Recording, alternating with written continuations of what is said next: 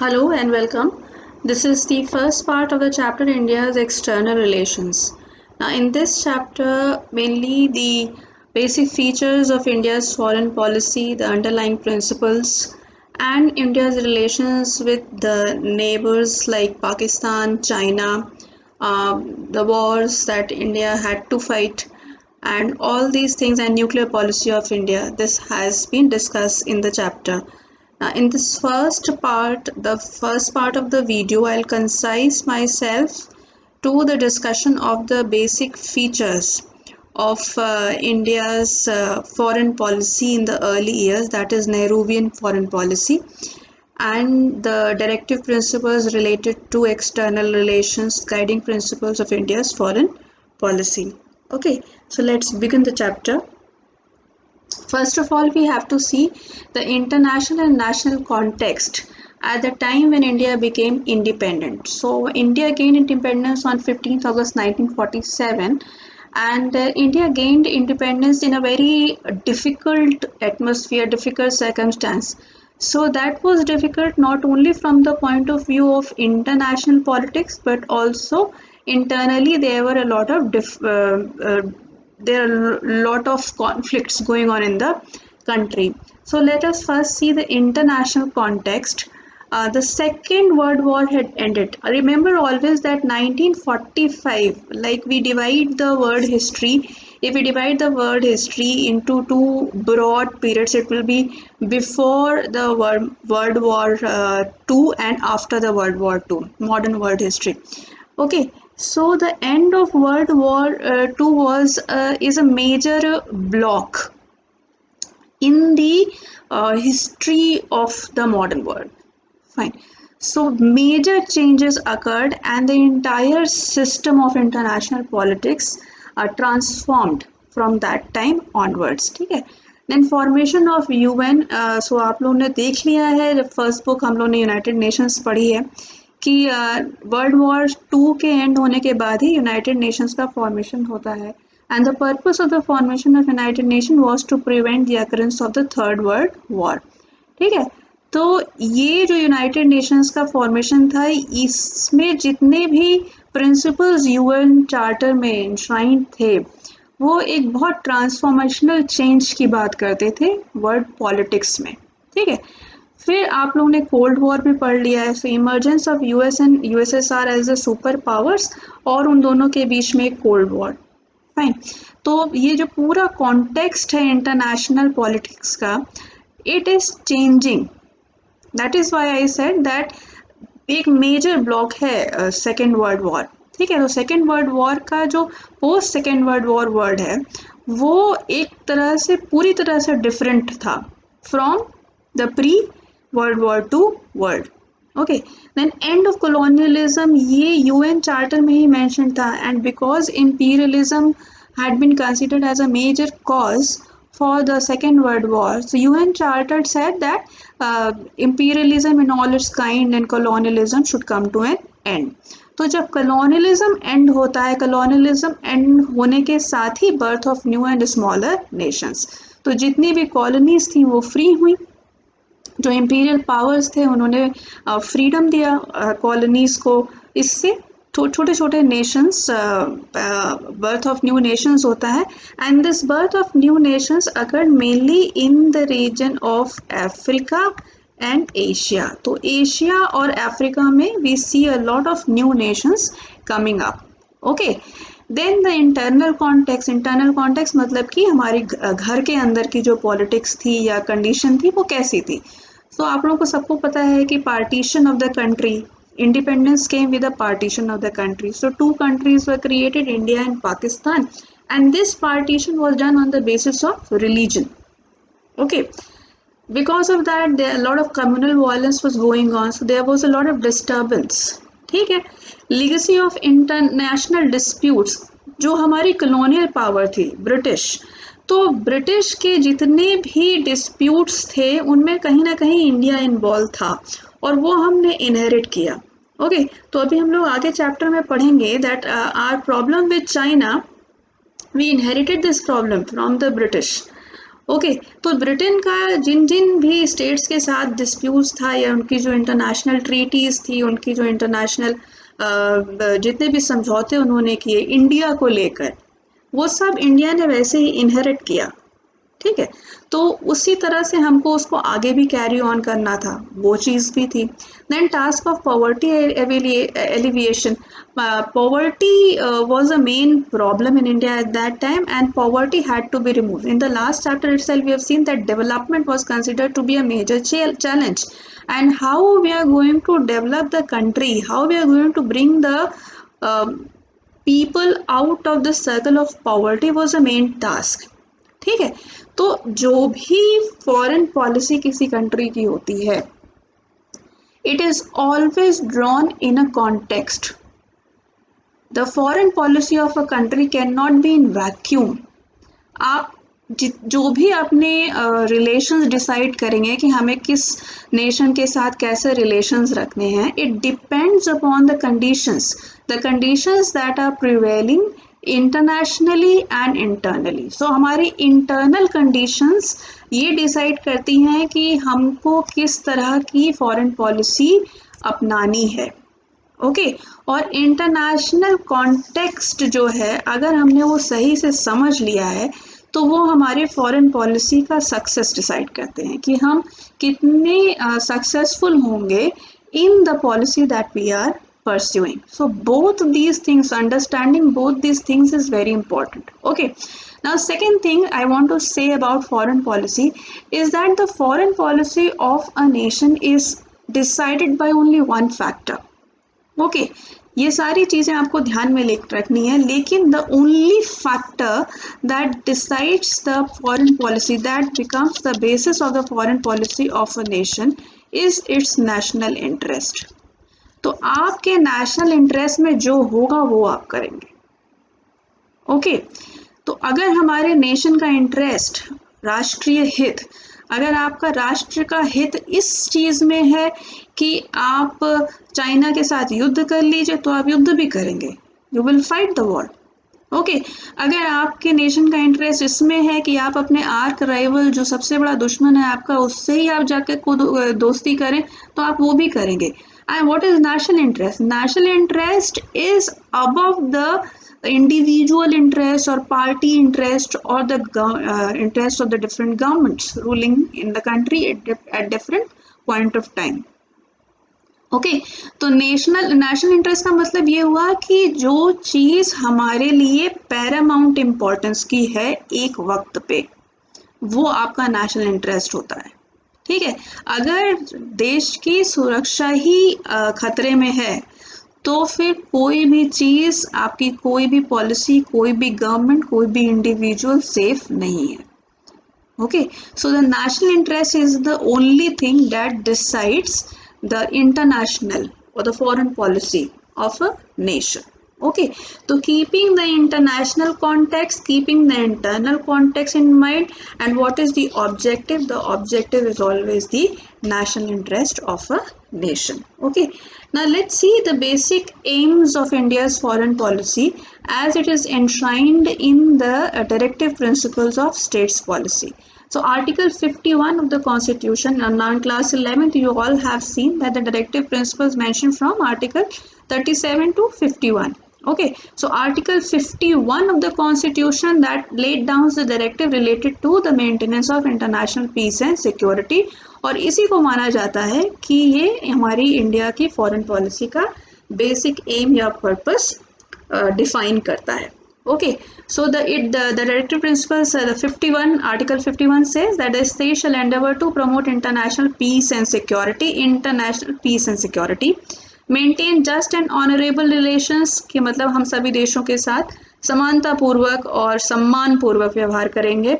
Poster respect for international law, treaty obligation, जितनी भी अंतर्राष्ट्रीय ट्रीटीज हमने साइन की हैं, एंटर हुए हैं, we will respect all those international treaties और international law को हम सम्मान देंगे। Encourage settlement of international disputes by arbitration. Arbitration का मतलब ये होता है कि बातचीत के माध्यम से, या फिर इंटरनेशनल कोर्ट ऑफ जस्टिस के माध्यम से, या फिर किसी थर्ड पार्टी के मीडिएशन से हम उस इंटरनेशनल डिस्प्यूट्स को अपने सेटल करने की कोशिश करेंगे। ओके, ये बहुत इंपॉर्टेंट हो जाता है लास्ट वाला। क्यों? क्योंकि इसमें देखिए, अगर आप चारों प्रिंसिपल्स देख लीजिएगा तो उसमें कहीं भी इंडिया की फॉरेन पॉलिसी आपको अग्रेसिव नहीं दिख रही है। हम कहीं ना वॉर की बात कर रहे हैं, ना हम कहीं ये कह रहे हैं कि हम अपने देश की रक्षा करने के लिए दूसरे के ऊपर अटैक कर सकते हैं। कोई भी ना, हम अपने को किसी से जोड़ रहे हैं ना अलग कर रहे हैं। और जो सबसे इम्पोर्टेंट चीज़ यहाँ पे स्ट्रेस हो रही है, दैट इज पीस। ओके, और एक अनकही सी अंडरस्टैंडिंग है और मान्यता है इंडियन लीडर्स और Indian politics right away from the times of the independence, no first war policy, कि हम कभी भी, we will never be an aggressive nation, we will never attack any country in the first instance, we will always raise the arms in defense। ठीक है, तो ये एक जो फॉरेन पॉलिसी की जो मूलभूत, जो फंडामेंटल प्रिंसिपल है, वो डिफाइन करता है आर्टिकल 51। इम्पॉर्टेंट है from the point of view of one markers. One marker इस पे आ जाता है, पूछा जाता है। ओके, तो इसको आप छोड़िएगा नहीं। Then India's links with the outside world before independence। ऐसा नहीं है that we started framing the foreign policy only from 1947। India had, the leaders of India had links with many leaders and governments even before independence। Okay, so first of all, India's struggle for independence, it influenced many nations, और बहुत से Africa और Asia के Nations में भी जो struggle था, resistance to colonial rule began। India became an example for many nations। Okay, then the nationalist leaders of India had contact with the nationalist leaders of the other countries as well। Okay, और इसी का जो नतीजा था वो अभी हम इसी वीडियो में देखेंगे। अफ्रो एशियन कॉन्फ्रेंस जो हुई थी वो उसी का नतीजा था। ओके, ये जो पिक्चर आप देख रहे हैं ये है पंडित जवाहरलाल नेहरू की with the leaders of the non aligned movement, that is there in your first book also। And then this is an iconic picture of Indian National Army, the biggest example of India's link with the outside world before independence। Subhash Chandra Bose ने Indian national army बनाई थी with the purpose of throwing the British out of India second world war के time में। इसके बारे में आप लोग ब्राउज करिए थोड़ा सा इंटरनेट पे, इस पे मूवीज भी बहुत अच्छी बन चुकी हैं। सुभाष द फॉरगॉटन हीरो बहुत ही अच्छी मूवी है, वो देखिए। तो ये जो लिंक्स हैं कुछ इंडिया के with outside world before independence era. Okay, now Nehru's role in the foreign policy of India, it's a very important topic of the chapter. इस पे 2 मार्कर आता है in the form of this, the objectives of Nehru's foreign policy. तो 3 objectives. See, Nehru was his own foreign minister, he was the first prime minister of India, he was his own foreign minister, and he had an international standing in terms of foreign affairs। और बहुत ही like Nehru का जो image था in world politics वो ये था कि ये एक बहुत ही मजे हुए डिप्लोमैट है, और किस तरह से बातें करनी चाहिए और किस तरह से अपने कंट्री का स्टैंड रखना चाहिए और किस पॉलिसी को किस टाइम पे अडॉप्ट करना चाहिए वो उनको बहुत अच्छी तरीके से आता है। तो Nehru was respected a lot in the area of international relations. ठीक है, अब 3 मेजर ऑब्जेक्टिव्स जो थे वो नेहरूज फॉरेन पॉलिसी के, वो क्या थे? It is asked many a times for 2 marker, a very important question. Okay, so to preserve the hard earned sovereignty of India, हमने बहुत साल स्ट्रगल करने के बाद आज़ादी पाई थी। So we have to preserve the hard earned sovereignty of India, संप्रभुता, भारतीय संप्रभुता की रक्षा हमें करनी है। To protect territorial integrity of India, territorial integrity मतलब कि आपको अपनी टेरिटरी प्रोटेक्ट करनी है, कोई आपके ऊपर आक्रमण करके और आपकी टेरिटरी पे कब्जा ना कर ले, इस चीज़ का हमको ध्यान रखना है हमेशा। and to promote rapid economic development। So these were the three objectives of Nehru's foreign policy, often asked for 2 marks।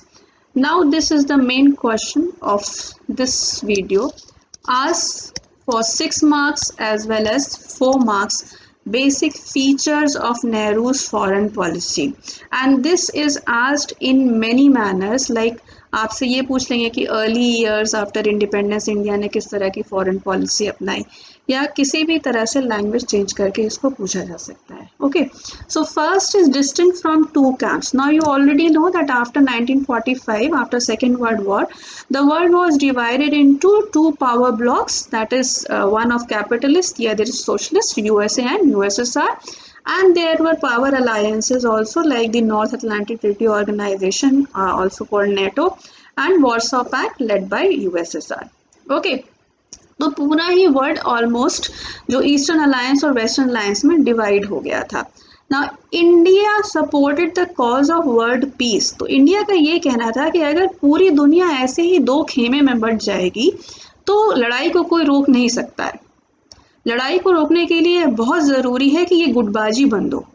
Okay, so that is why India refused aligning itself और joining any of the power block so as to reduce the cold war tension. तो India अगर उस cold war के time में आप देखिए तो India ने एक बैलेंसिंग फैक्टर का काम किया दोनों ही पावर्स के बीच में, और कई बार जब कॉन्फ्लिक्ट सिचुएशन अराइज हुई थी then India played the role of mediator as well.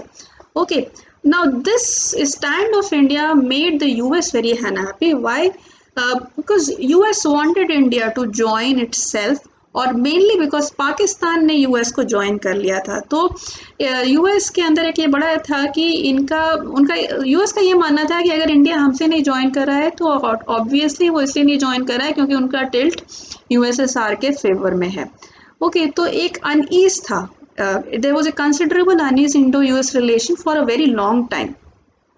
ठीक है, और ये अनीज अभी आप आगे की पॉलिटिक्स जब देखेंगे इंडियन पॉलिटिक्स तो आपको क्लियर दिखेगा. अभी जो जितनी भी वॉर्स इंडो पाक वॉर हुई उनमें यूएस हेल्प पाकिस्तान इन सम वे और दी अदर. कहीं कहीं पे खुल के मदद की, कहीं कहीं पर हथियारों की सप्लाई करके इस तरह से मदद की, तो वो बिल्कुल ही क्लियर था.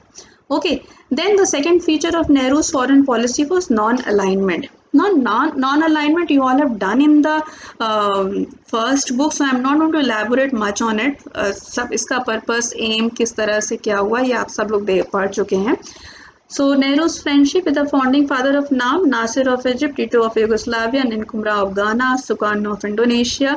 So this is there in the first chapter in the first book, which I have explained already in the videos of that chapter. Please refer to those videos. Okay, so non-alignment was the basic feature of India's foreign policy. यहाँ पे एक चीज़ मैं यहाँ elaborate करूँगी, this one, because this is also asked for 2 marks. 2 instances when India deviated from the path of non-alignment. तो 2 examples पूछे जाते हैं जब दुनिया को ऐसा लगा that India left the path of non-alignment. First was in 1956. when Britain attacked Egypt over the Suez Canal issue and India led the world protest against the neo-colonial invasion. अब ये इंस्टेंस क्या था? सुएज कनाल आप सबको पता है कि Egypt में है और नॉर्थ में है इजिप्ट के, और ये रेड सी को मेडिटेरेनियन सी से कनेक्ट करती है. Now this canal was built by a French-British firm and it was controlled by the British and the French for till 1956. 1956 में इजिप्ट ने, जिसके रूलर उस समय थे गब्दुल नासर. ओके, तो नासर जो थे वो नेहरू के फ्रेंड भी थे, नॉन अलाइन मूवमेंट के फाउंडिंग फादर. फाइन. सो इजिप्ट ने उस वक्त 1956 में सुएज कनाल को नेशनलाइज कर दिया. नेशनलाइज कर दिया मतलब उन्होंने कह दिया कि सुएज कनाल इजिप्ट की है और अब ब्रिटेन और फ्रांस वहाँ से चले जाएं, हट जाएं. ब्रिटेन ने इजिप्ट पे अटैक कर दिया था. इसको India termed it as a new colonial invasion, that new type of colonial invasion, that when it is under the territorial jurisdiction of Egypt then how can Britain okay keep it under control. तो ये इस तरह का कुछ मामला था. और इसमें जब ब्रिटेन ने इजिप्ट पे अटैक किया तो India joined the world in condemning this attack. Okay, this then again, but in the same year 1956 में USSR invaded Hungary. अब यूएसएसआर ने हंगरी को क्यों इन्वेड किया था? Now Hungary was a satellite state of USSR, that you all no, first book आपने पढ़ ली है उसमें, ठीक है।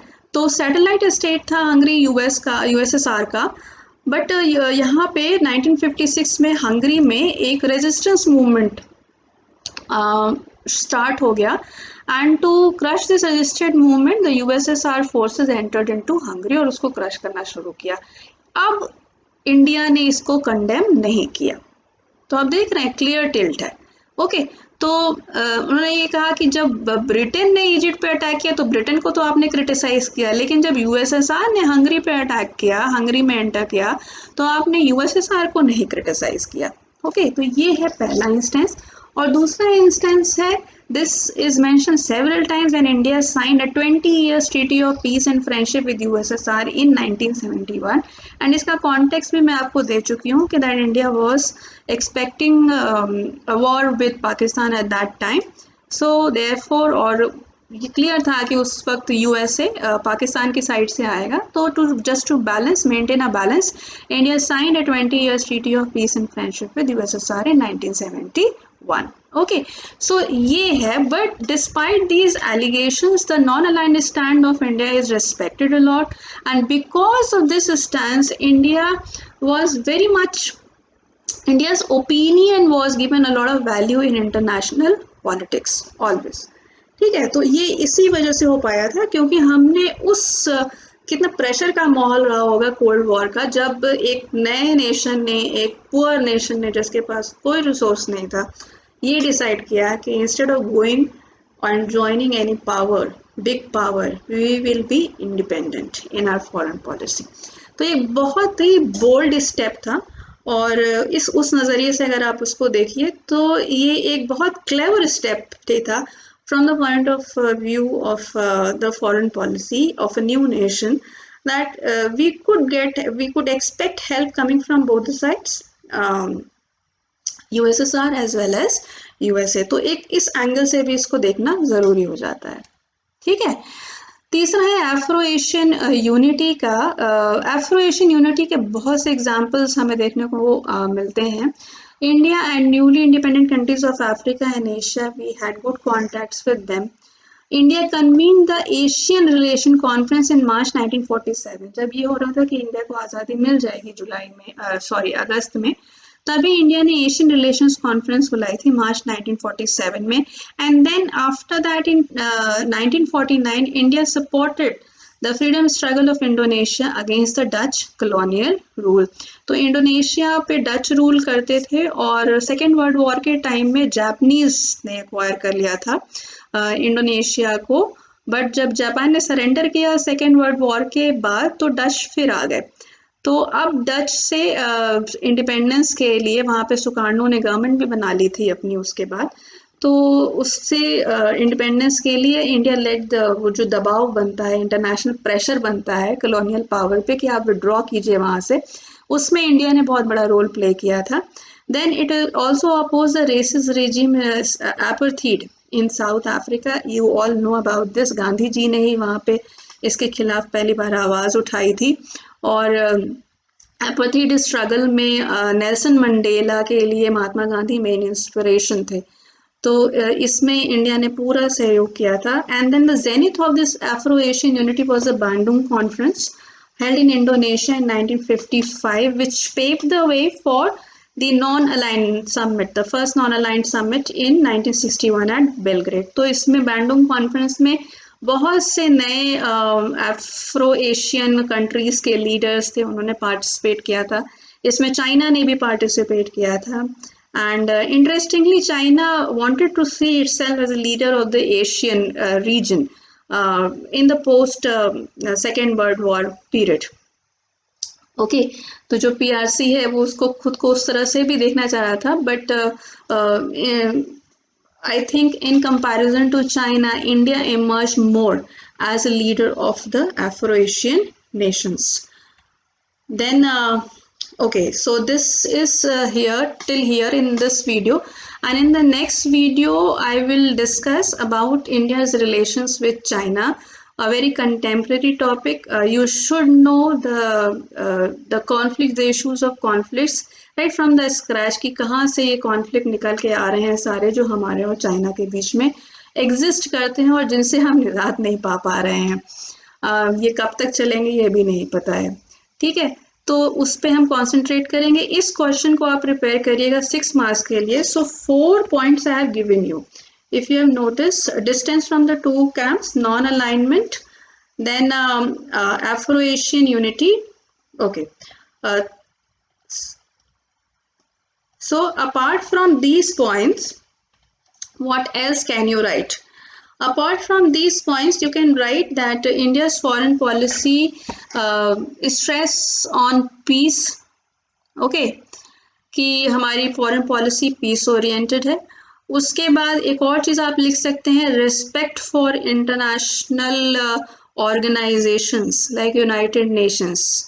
ओके, ये आप लिख सकते हैं. तीसरा ये कि India has always stood for democracy. Okay, तो जहाँ पे भी कोई गवर्नमेंट जेनोसाइड में पाई जाती है वहाँ पे इंडिया हमेशा ही मदद के लिए पहुंच जाता है. तो इस तरह की ऐसा कहा जाता है कि India has always, India's foreign policy is very soft in approach. Okay, so that has been said about India's foreign policy. Now, under the Modi government, we are observing major shifts in India's foreign policy. And I would like you to comment 1 or 2 shifts that you observe under the Prime Minister Modi's leadership in India's foreign policy. Okay, so on that note, I'll say bye-bye for now. In the second video, watch the second part for a detailed analysis of Indo-China disputes and relations. Okay, so see you till then. Bye-bye.